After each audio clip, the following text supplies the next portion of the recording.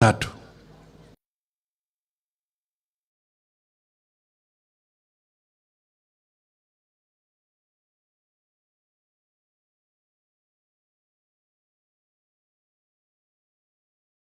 To Ruto. Who handed over the sword of authority? Ni nani? Ni nani?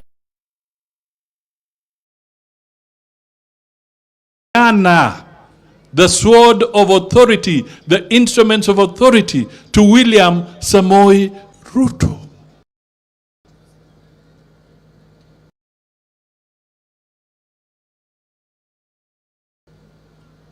Raila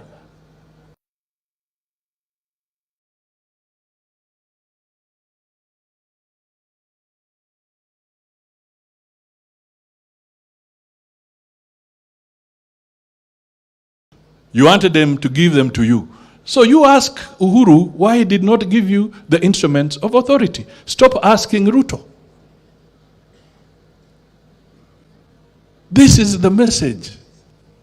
Yeah.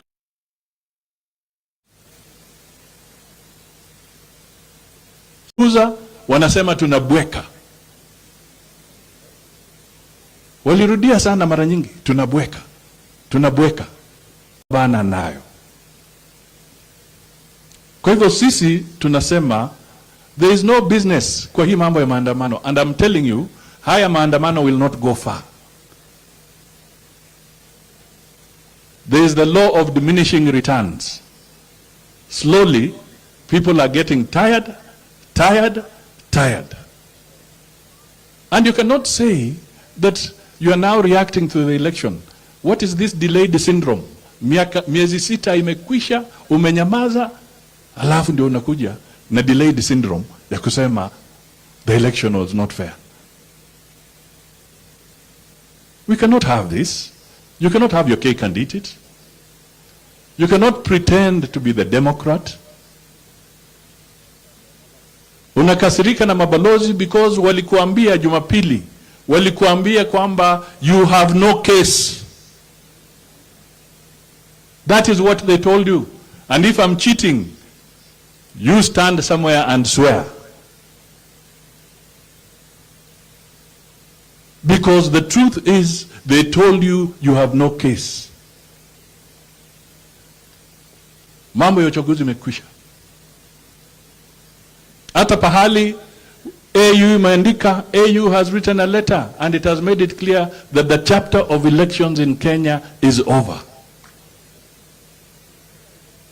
Do not take Kenyans for fools. Do not take Kenyans for fools. We have to move forward. Na mimi nashukuru, the majority of the Kenyans have said they have no business with directionless politics. Wanataka wawe kwa rada sawa sawa, na rada ni kuhakikisha kwamba uchumi unafufuliwa, wakulima wanapanda, mahospitali ziko sawa. Sasa wanafanya maandamano. What about the people who are taking patients to hospital? What grudge do you have with the ones who have to go and take their sick ones and loved ones to hospital? Munazuia wasifike hospitali. You cannot treat Kenyans like this. And the international community gave you a lot of latitude. Azimio leaders, the truth of the matter, for a long time, the international community gave a lot of latitude to Raila Odinga. But the reality now is that you can only take people along a certain path up to a certain point. After that, your true colors come out. And when your true colors come out, you must now realize the game is over. Kwa mambo ya media, help us. Help us. The freedom of the media must be protected and defended. But the media must also be responsible. You cannot be commentating like pundits football pundits or soccer pundits. You know, mumekuwa na panelists. Wanasema sasa wamefika Kangemi, what do you think about that? Sasa wamefika Kibera, what do you think about that? Sasa wamefika, there's a stone being thrown. Are you a pundit for anarchy?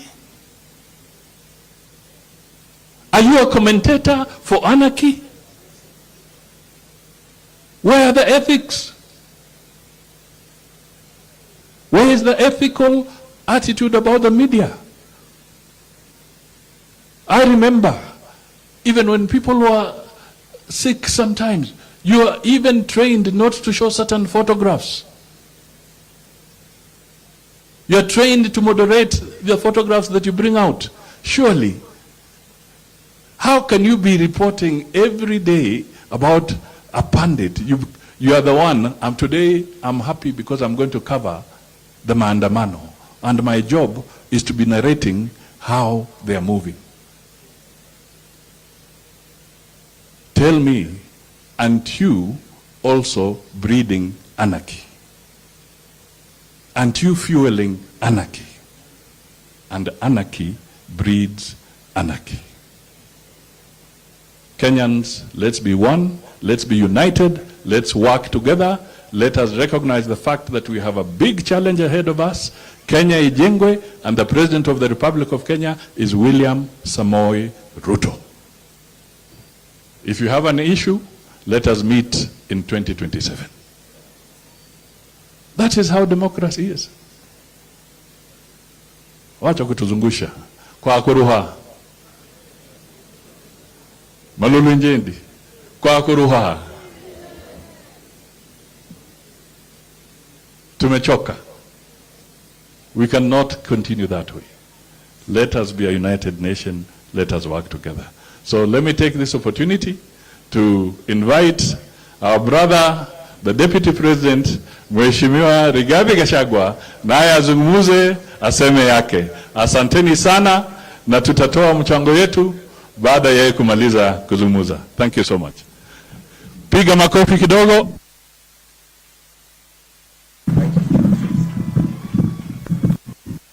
Asanteni, tafadhali mketi.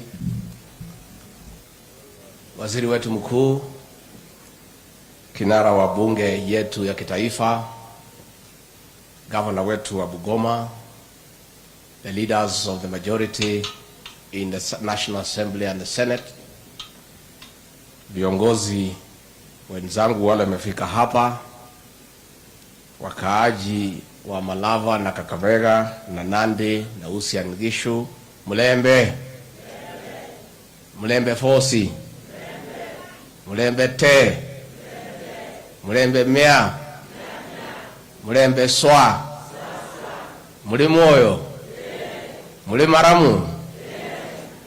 Nisalimieni kwa hewa. Bwana Yesu asifiwe.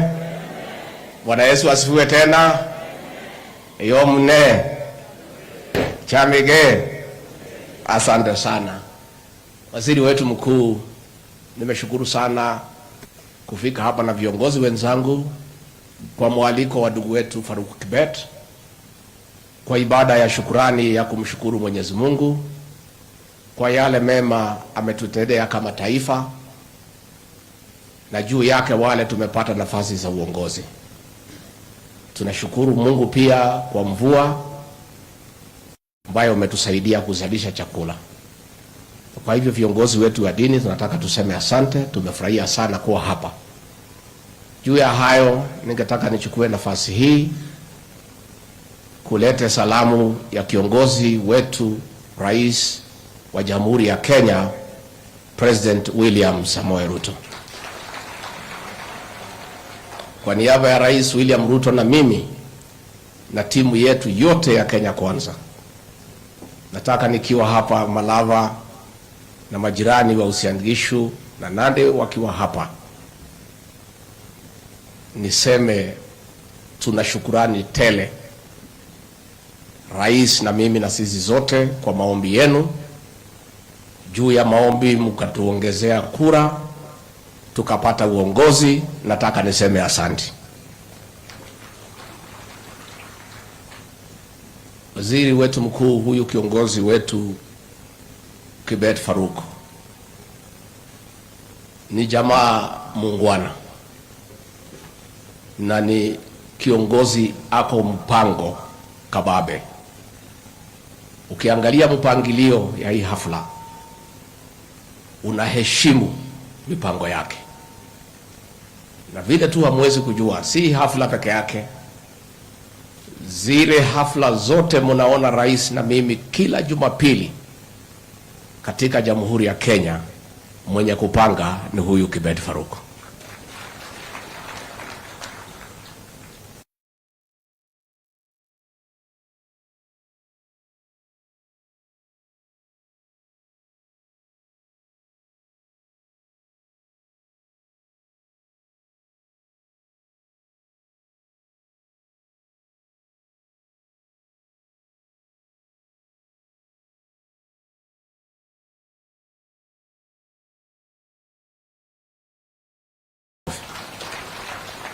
Na kwa hivyo alitualika tukuje hapa kwa ibada ya shukrani, tulikubali bila maswali, kwa sababu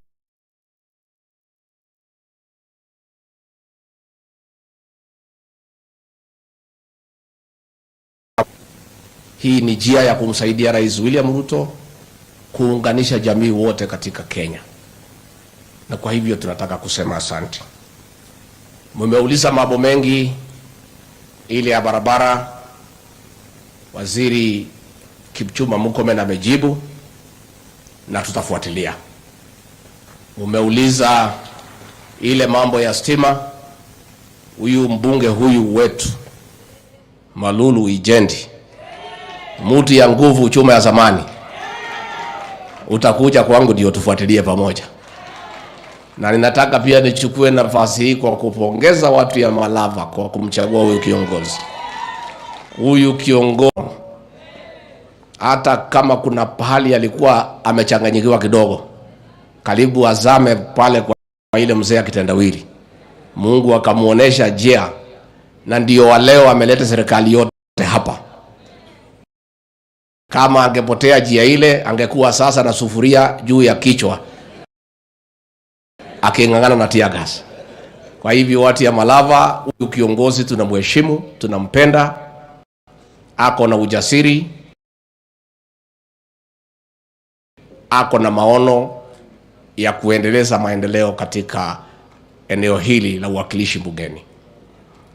Mambo ya bolea, mnajua tulipata bolea ikiwa shilingi 7,000. Ilikuwa imewekwa 7,000 na yule rais aliondoka wakiwa na ndugu yake yule mzee wa maandamano.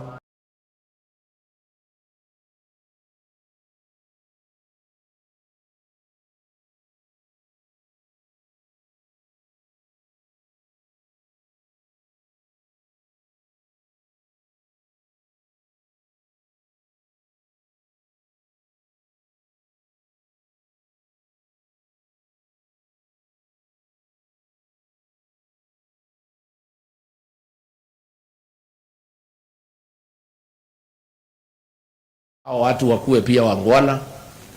Walipokuwa pale walisukuma unga mpaka 250 na hawakuwa wanapiga kelele, hawakuwa wanaandamana.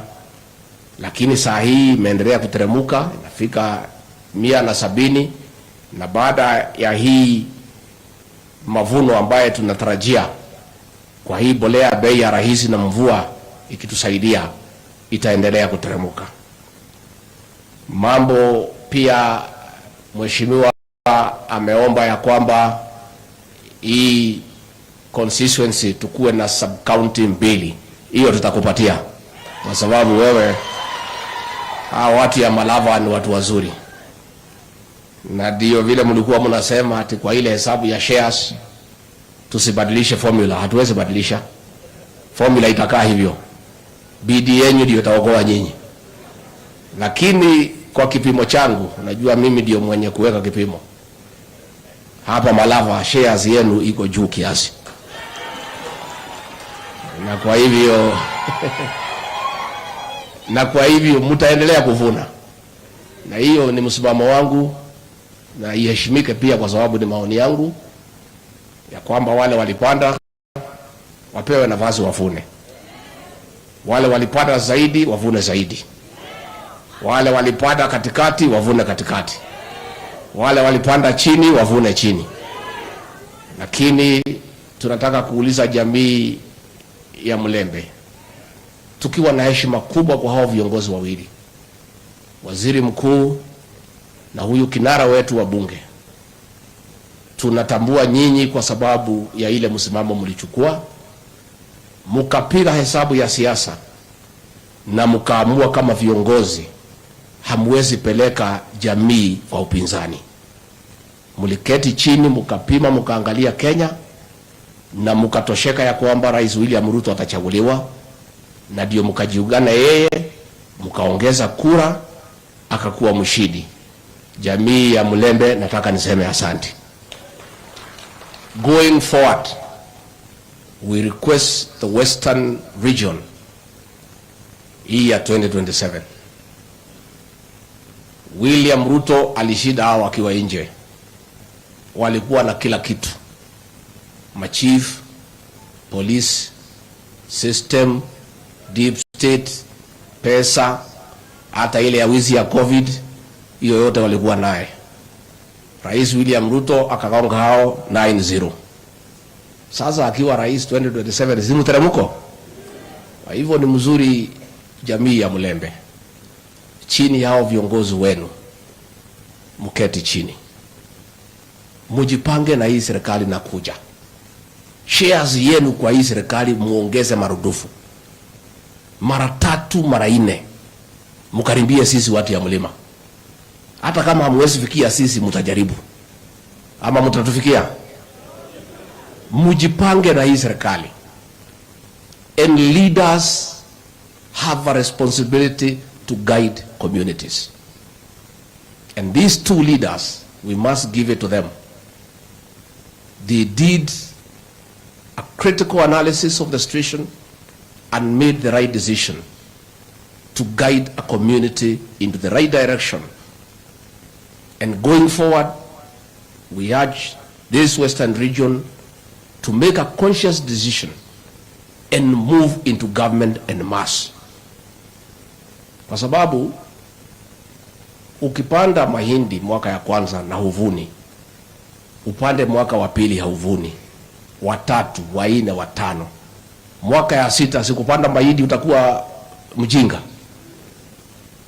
This region has invested kwa hii mzee ya maandamano for as long as we can remember, but hakuna kitu ya kuvuna. It is the time to have a paradigm shift. Tuachane na hiyo mzee, aende retire, mujipange na Rais William Ruto, na huko mbele you get this community in mainstream government so that the region can reap maximum development needs, na tuweze kuendelea hapo mbele. Tunataka kusema tuko na heshima kubwa sana kwa hii jamii for the stand you have taken over the post-election violence that is going on in Nairobi by Raila Odinga. This region, despite the majority of its residents having cast their vote in favor of Raila Odinga, the community has moved on, decided elections are over, and made a conscious and a wise decision not to follow him in bad manners of destroying property and creating chaos and mayhem. Watu ya Mlembe, tunatolea nyinyi kofia. And as you can see, you are not alone. I was in Mombasa. The people of the coast region who have voted for that mzee for a long time, including the last election, have abandoned him. We were in Kisii, the same, they have abandoned him. Ukambani, Kalonzo is alone. That mzee has profiled his community negatively. That one community is the only community creating chaos and mayhem against the rest of Kenya. It's unfair to his community that has supported him to a man for as long as we can remember.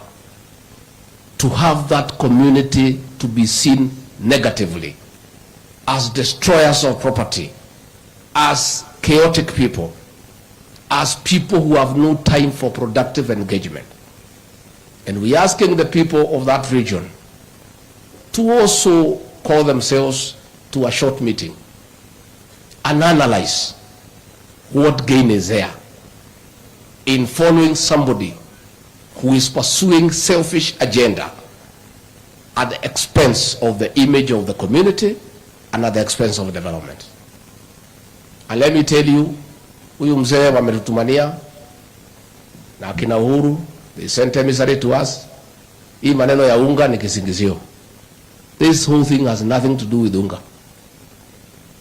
It is wanting to come and sit with us to negotiate their entry into government. And we are saying, once bitten, twice shy.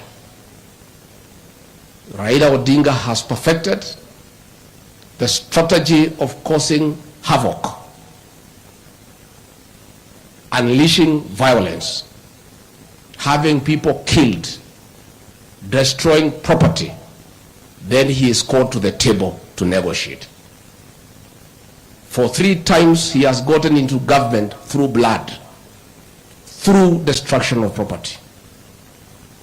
President William Ruto and I, on 13th of September last year, before God and before man, took the Bible with the entire world watching and so to uphold and defend the Constitution.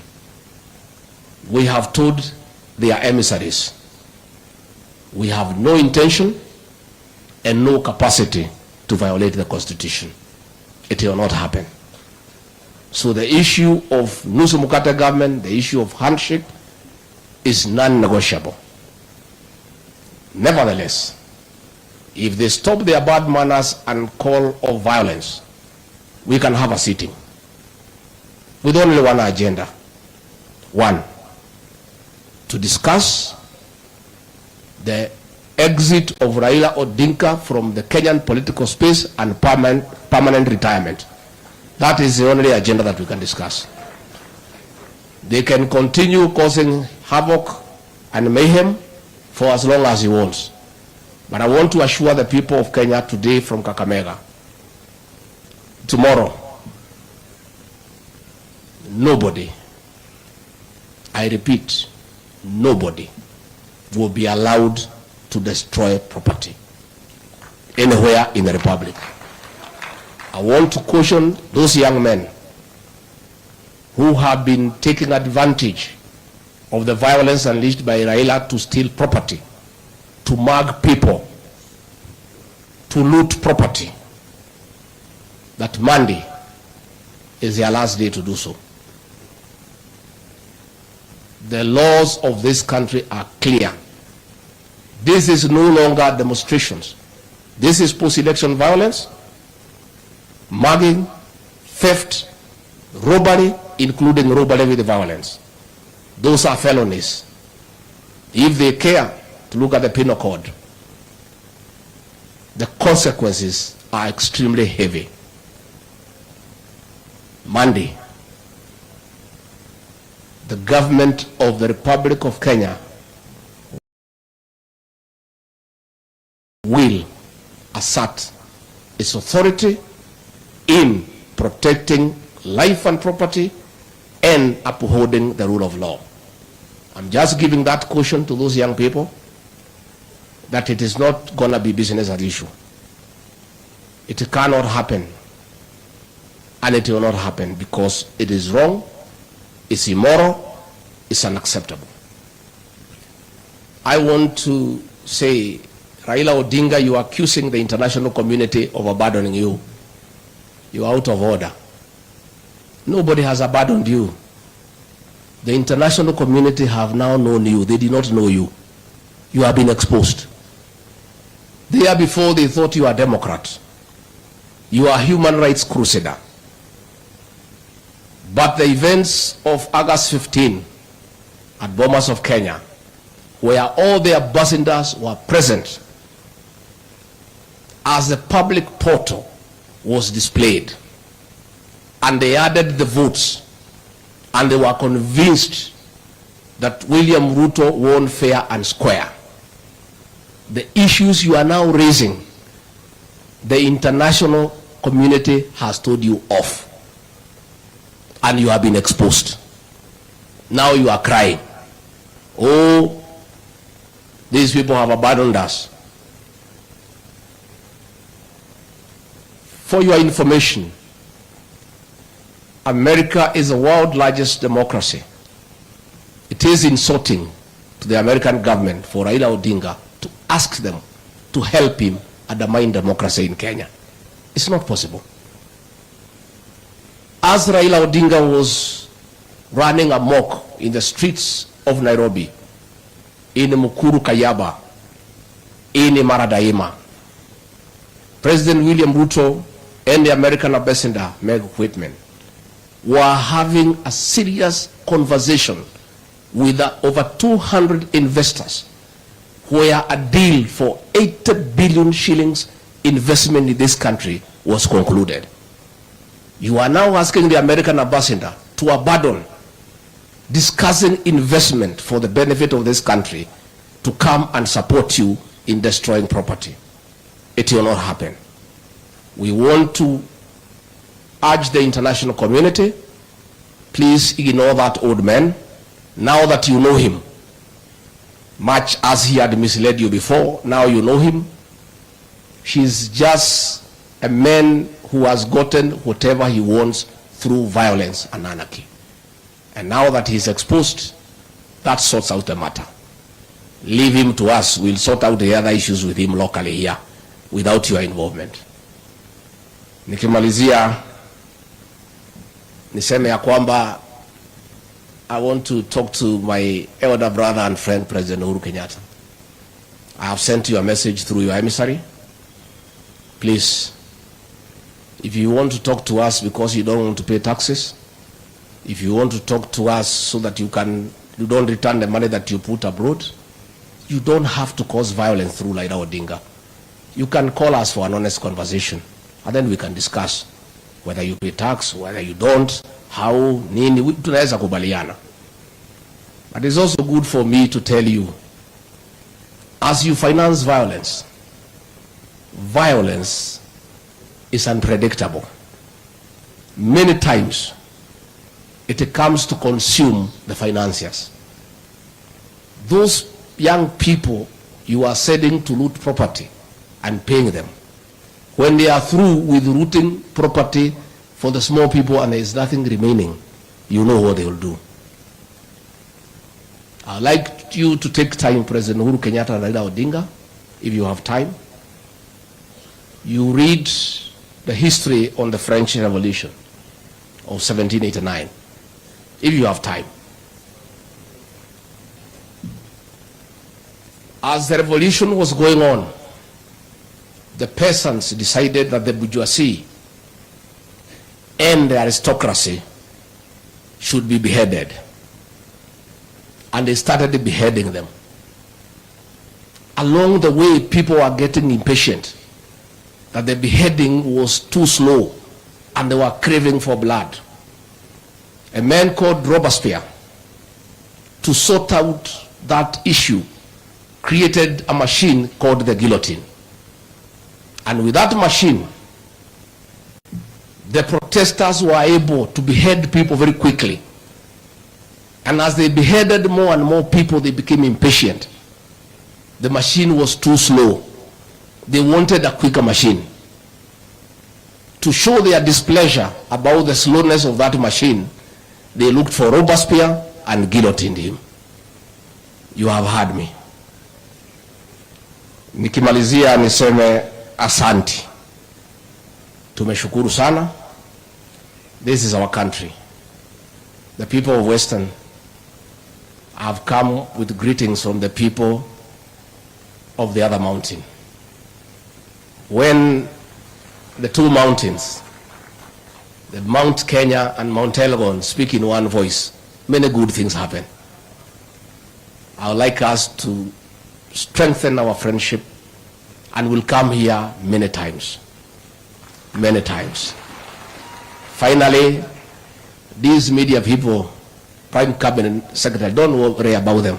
These are Azimio people. They are part of Azimio. So you should not be bothered about them. They joined Azimio to run fake opinion polls. They wrote headline after headline that William Ruto stands no chance. They are still in denial. They are still hoping that Raila can push us to bring him into government, and then they can join government too. That is why they are glorifying violence and anarchy, because they are part of Azimio. They are the same people who think and believe that our government can have cracks. They are ones behind the narrative. They are the ones who are behind the narrative that Deputy President and Musalia Mudavadi have a conflict. These same people. A false narrative. Nonsense. Musalia Mudavadi and I have come a long way. When I was personal assistant to President Uhuru Kenyatta, and he was his vice presidential nominee, we worked together. I have eaten food in his house many times. I have spent many nights there. Sisi ni kama chanda na pete. So nyinyi watu ya magazeti, kama mnangojea hii serikali ya William Ruto isabaratike, you will wait for a long time. I've even them seeing, because I had a meeting on Sunday with our security chiefs, and Professor Kindiki, we had sent him to North Rift to deal with the bandit, and he was not able to come to meeting. This same media trying to create a narrative that there is a problem. Nyinyi watu ya Azimio mwachana na sisi. Mungoje tuonane na nyinyi 2027. You join that Azimio brigade and your fellows tukutana kwa debe. Na msitusie sisi uoga. You wrote all headlines against us. You demeaned President William Ruto. You called him a thief. You wrote anything bad you can never write about anybody. But the people of Kenya ignored you and elected him as president. The same way you are writing and glorifying violence and then trying to play victim, the people of Kenya will once more ignore you. Watu ya media, poleni sana. Mujaribu 2027 na hiyo mzee yenu. When I came, president amenituma akaniambia usalimie hao wangwana. Mumesalimika? Na akaniambia hata kama mnaenda maombi, sisi tunaelewa mambo ya kanisa, lazima tujenge kanisa. Kwa hivyo amenipatia bahasha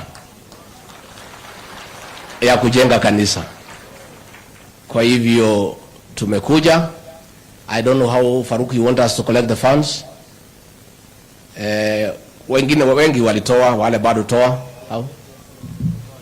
Yes. Yeah. Yeah. Kanisa wako na milioni 4, wapigie kofi.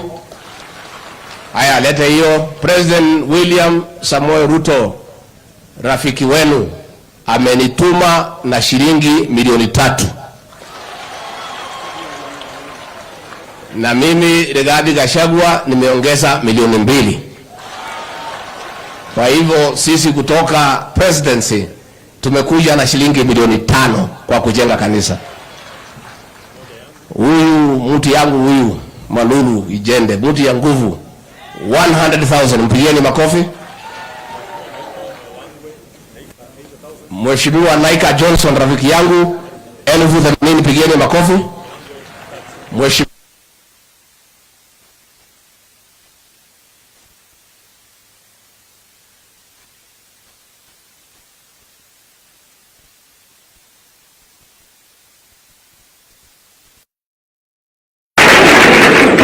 Musalia Mudavadi Omwami aka Bwana Afric 1 million. Papa wa Roma, Speaker wetu wa National Assembly, mtu ya kizungu mingi, 600,000, pigeni makofi. Janet, mheshimiwa wetu wa Kambo, 100,000. Kijana wetu Kimani Ichung'wa, leader of majority, 200,000. Governor, senator wetu wa Eldoret Usiagishu, 100,000. Senator majority leader Aaron Cheriot, 200,000. Jomo Washali, CAS wetu, hata kama wameambiwa moja kidogo, lakini usijali, 50,000, pigeni makofi. Karemba, mjumbe wetu wa pale Runyenjes, 50,000. Mjumbe wetu wa Mosop Kirwa, 50,000. Mheshimiwa Haika kutoka pale Taita Taveta, 50,000. Mheshimiwa wetu women rep wa Kericho, 50,000. Makofi.